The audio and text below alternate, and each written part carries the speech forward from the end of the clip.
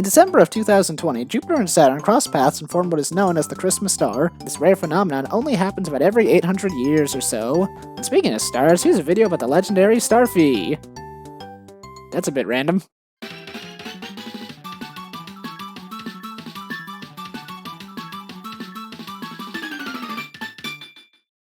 Number 1. Everything, about as good a place to start as any. Released in America in 2009, 1 year after its initial release in Japan, the Legendary Starfy is the 5th installment of the Starfy game series. 5th installment? Well, yeah, Starfy games 1 through 4 were never released outside of Japan, just like the Famicom disc reader and... mascots?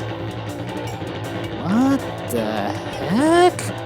The Legendary Starfy revolves around its titular main character, Starfy, and how he finds himself at the behest of an amnesiac rabbit, which results in an unfortunate series of events and a whole lot of spinning. This lighthearted adventure finds our five-armed friend setting out on what seems a simple task, but quickly unravels into a grand adventure, leaving you on the edge of your seat wondering what comes next. Complementing this is some great gameplay and level design, as finding your path becomes increasingly challenging and confusing as the story unfolds, new twists are added, and Starfy gets kicked all over the place.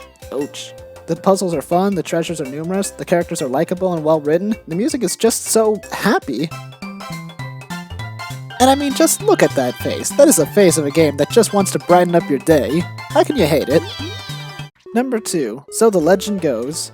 Despite being titled The Legendary Starfy, this game mostly focuses around its new character, Bunston, who makes a smashing first appearance crashing right into Starfy right from the get-go. This is shown in the game's, admittedly lengthy, first cutscene, which does an excellent job of setting the game's tone, setting up intrigue, and getting all the need-to-know basis right out of the way right at the start, so we don't have to stop every 5 minutes to hear everybody's life story. Well, except this guy's, because the game is pretty much all about him. Right from the word go, you have your heroes. You understand that they are fun, kind of goofy, and fairly competent. You have your new character, who seems to be surrounded by mystery and under attack by shadowy figures, and then there's the aforementioned shadowy figures, setting up future encounters for later in the game.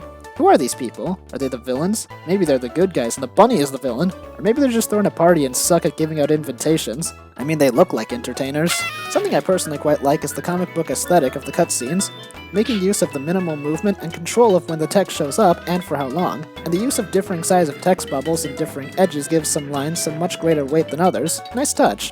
But a story is only as good as its storytelling, and in this category, Starfy gets a gold star. Ha! Get it? Because he's a yellow starfish? Ask it. Not all the story is told through cutscenes. In fact, it usually isn't. Some are done through simple gameplay scenes and others through text interactions, usually with new characters. This helps to expand the world and make the text interactions feel more fresh and interesting as you have a cast of colorful characters to tell you what's happening rather than just having your two teammates do all the talking. The interaction between new characters helps keep the world fresh and none of the scenes particularly drag on for too long. Another real smart move on the storytelling front was the use of Bunston's amnesia. As he regains more and more of his memories, the plot becomes more and more clear. Another handy way to keep the pace up and the exposition low. Number 3. Sink and swim.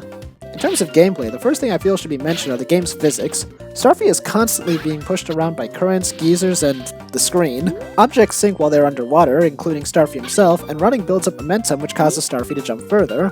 Though the rule of what goes up must come down and is rather simple, that doesn't stop the gameplay from tossing you many creative curveballs. Every area of gameplay challenges the player with many simple-to-understand puzzles with less than simple solutions. Raising water, moving platforms, and platforms which are only stable for so long are a couple of ways the game plays with your head. This is expanded upon further by transitions between different states of gameplay. Multiple times in the game, Starfy must move from ground-based control to aquatic-based control, both giving Starfy varying tools to deal with problems. Starfy's ground game relies heavily on jumping and gliding, because as we all know, starfish are incredibly aerodynamic. And in the water, Starfy has full range of movement, which means he also has to worry about threats from all angles. But of course it wouldn't be prudent to just let Starfy run around as he pleases. At every turn there are a number of enemies intent on getting in Starfy's way. Oh, except this guy, he's clearly here just to have fun.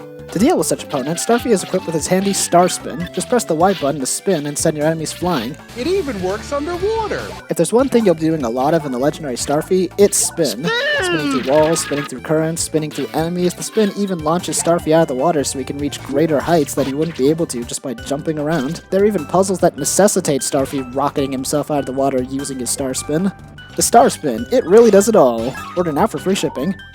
Number 4. Set sail. When it comes to world building, Starfy definitely does it right. Each area is completely different from the last in both look and feel, having really nice ambient music to set the feel for each place and a new score of enemies that really makes this journey around the world feel like it's going somewhere. Too many games, I think, just have troves and troves of the same copy-pasted enemies standing around doing nothing until you show up to take them down. Hey, you can do better than that!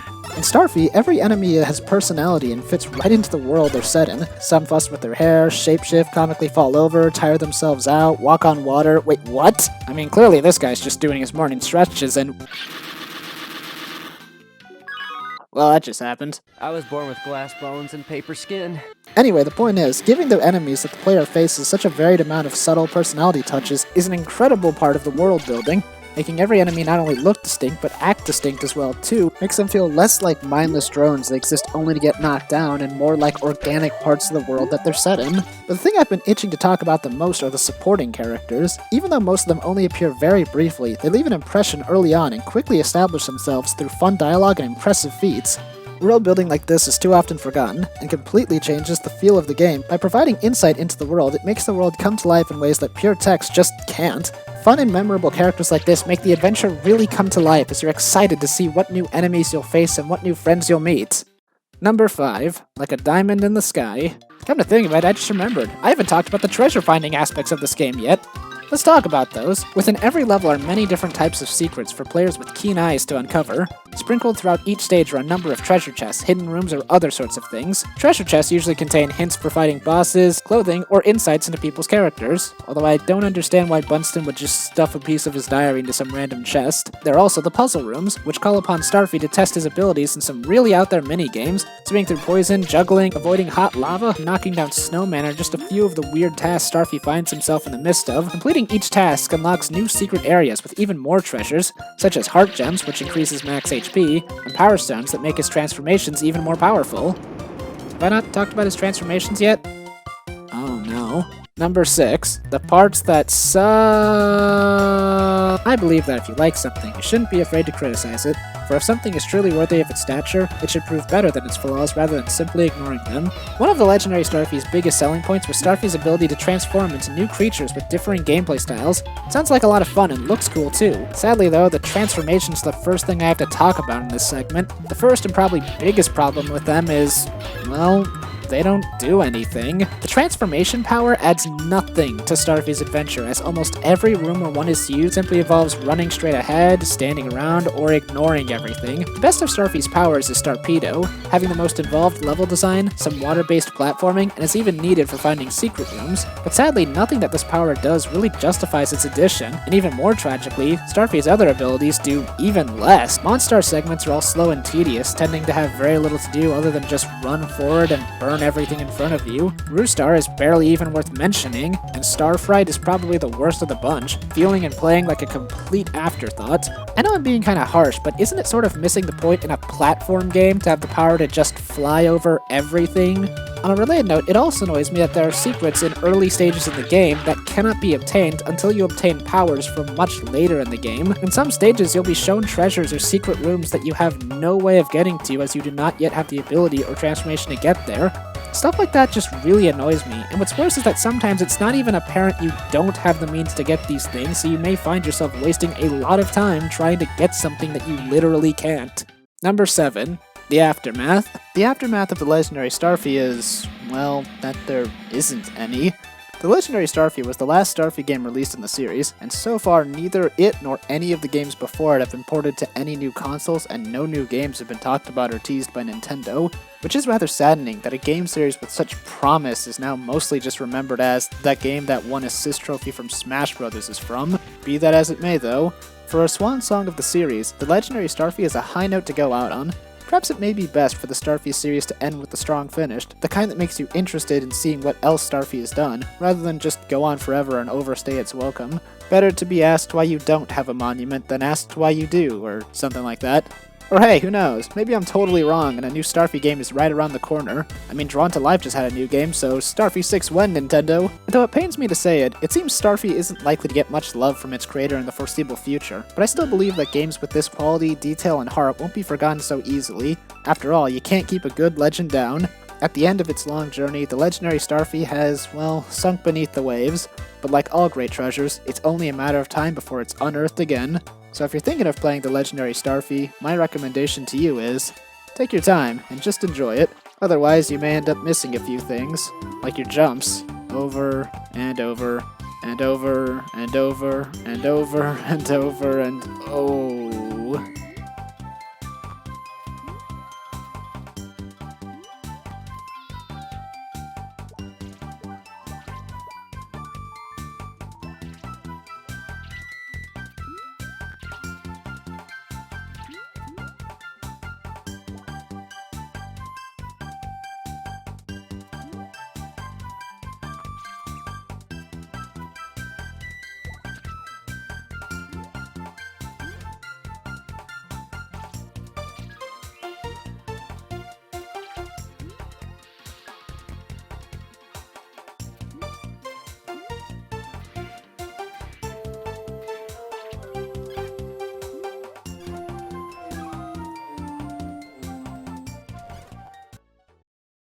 They ask you how you are, you just have to say that you're fine when you're not really fine.